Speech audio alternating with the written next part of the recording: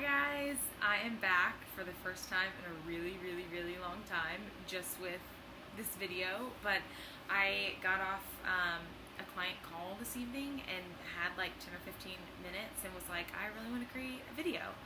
And I feel like I haven't talked to you guys in so long, so a little bit spur of the moment, but I remember writing like 3 or 4 weeks ago, I don't even know how long ago it was, that I just wanted to do things when it felt right. So here we are.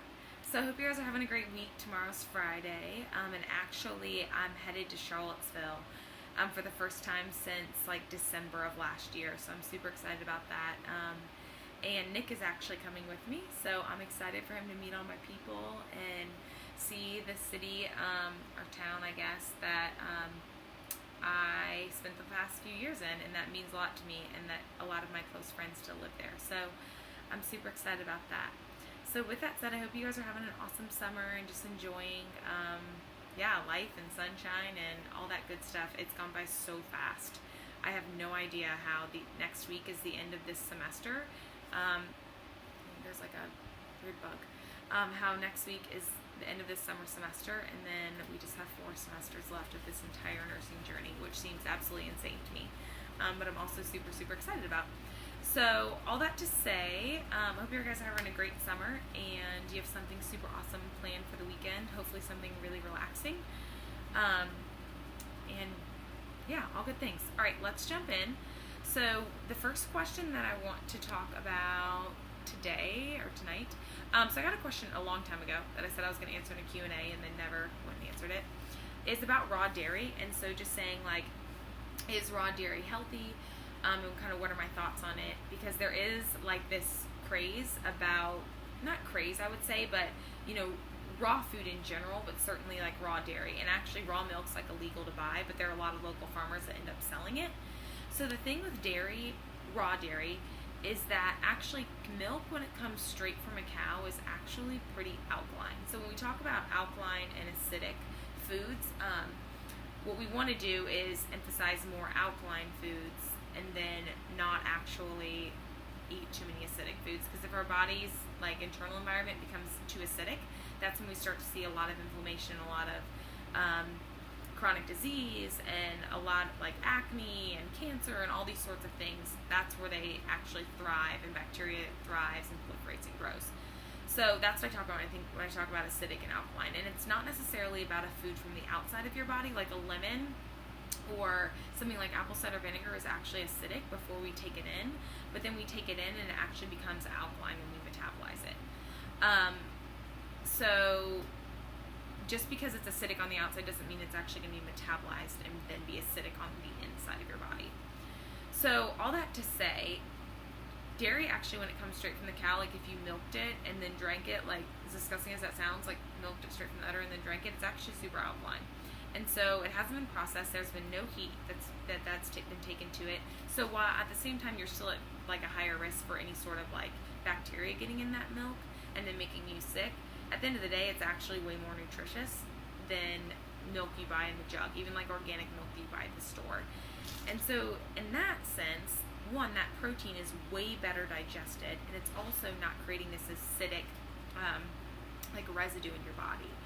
It's not being, it's alkaline when it comes in. So that goes for also like raw dairy, like not raw dairy, obviously milk is dairy, but like raw cheese, that sort of same thing. So I know for me, like if I buy raw cheese, Organic Valley like sells this super awesome like raw cheddar or whatever, if I eat that, then one, it doesn't affect like my stomach like regular dairy can, and I tend to just, it makes me feel better. Same thing goes to like a sheep's milk or also like a goat's milk dairy. That actual protein structure is much smaller and much easier to metabolize and digest. So I hope that answers that question. That essentially, yes, raw dairy, it very basically put, raw dairy is actually easier to metabolize and digest, and it's also healthier for us than like if you just go pick up organic dairy or regular conventional dairy at the grocery store. Okay, I feel like that was a long-winded question.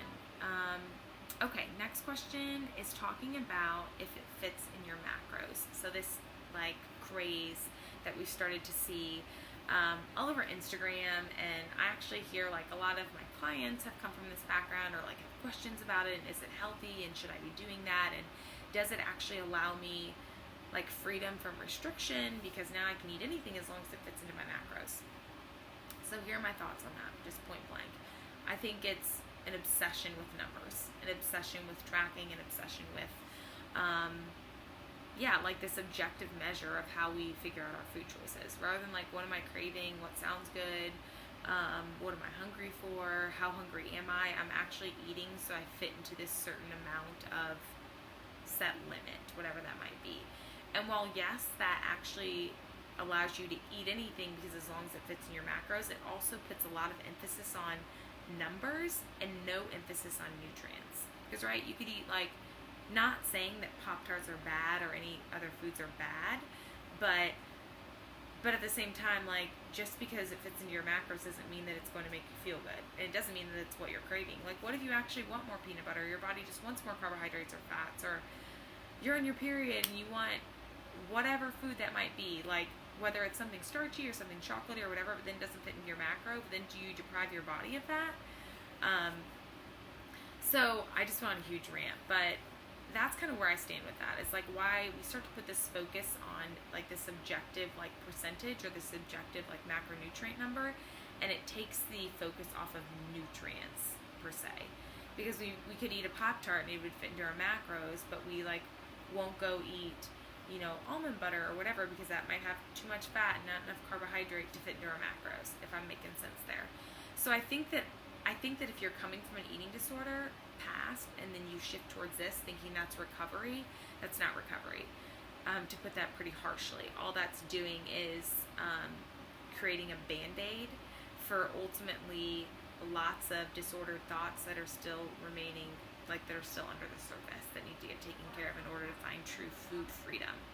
So anything that where you have to abide by a certain limit or a certain like objective like rule or standard or whatever you want to call it, that to me is not healthy.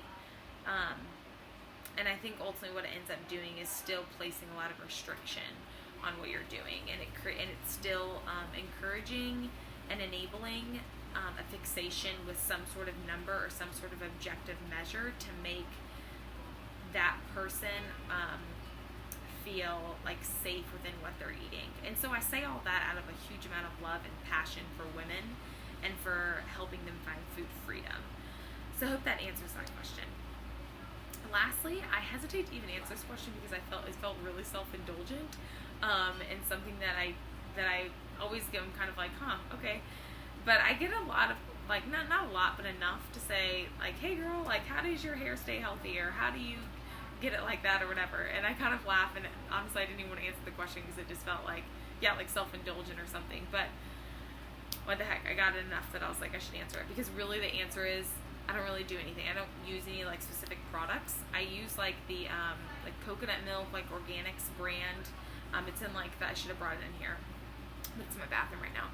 But it's like the like coconut milk organics, like ORGANIX shampoo and conditioner that I buy at Bed Bath & Beyond. That's like literally $6.